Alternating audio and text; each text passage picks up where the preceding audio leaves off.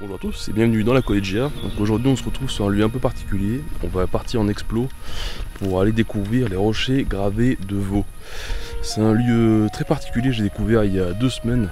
C'était vraiment une rencontre. Il y a des lieux comme ça qui sont en soi qui payent pas de mine, mais qui sont sacrément intéressants. Et je voulais absolument partager ça avec vous. Donc par chance, je passe à côté en voiture. Donc du coup on s'arrête et on va voir ça.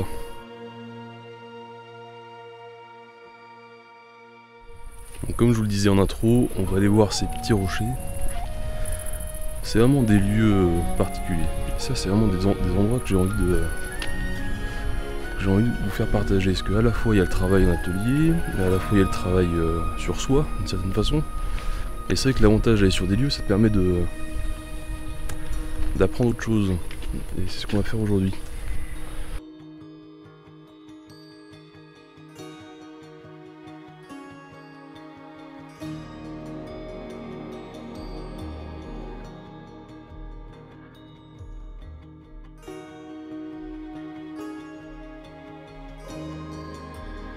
On est en route, faut que ça monte un peu. Et déjà dans le champ on peut voir des blocs. Alors, je vais pas vous mentir, il y a quand même une ambiance. Voilà. Il y a quand même une ambiance dans ce champ là. On sent que... Ouais, c'est particulier, c'est très particulier cet endroit.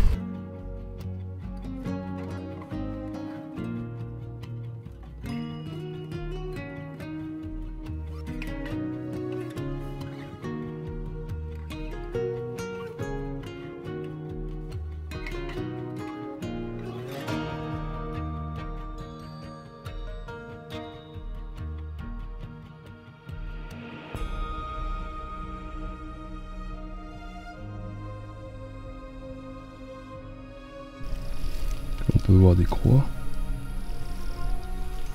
juste au début du site.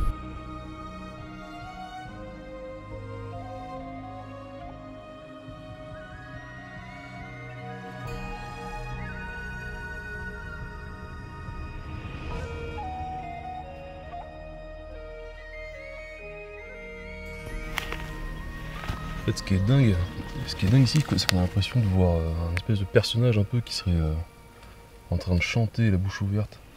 On voit vraiment que la face était travaillée, elle est lisse, et il y a vraiment une...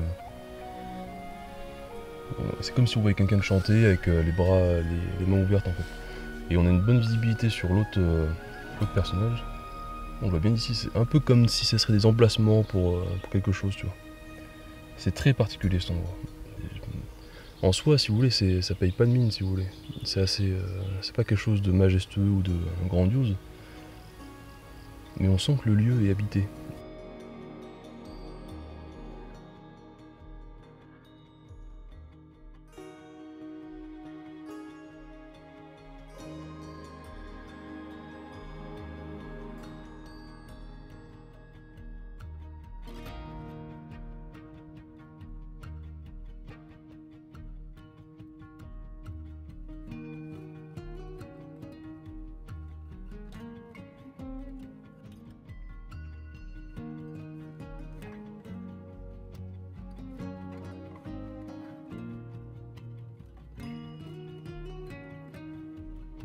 Je sais pas si on le voit d'ici celui-là, mais en fait j'ai l'impression qu'il y a toute une petite famille.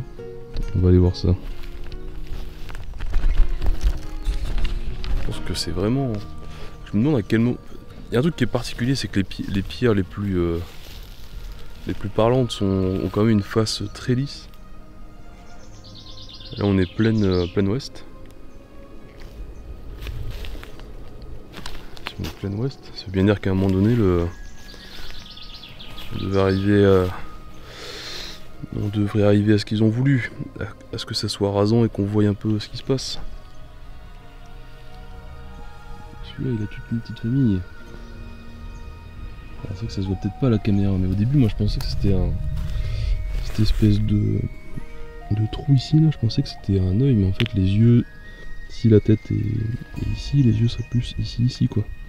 Et là on serait plus en fait sur la bouche. Donc encore une fois, et là on a encore un pote à lui là. Encore une fois, c'est des lieux, j'ai l'impression, qui sont tournés vers l'oralité et tournés vers le chant. Alors ça, encore une fois, comment la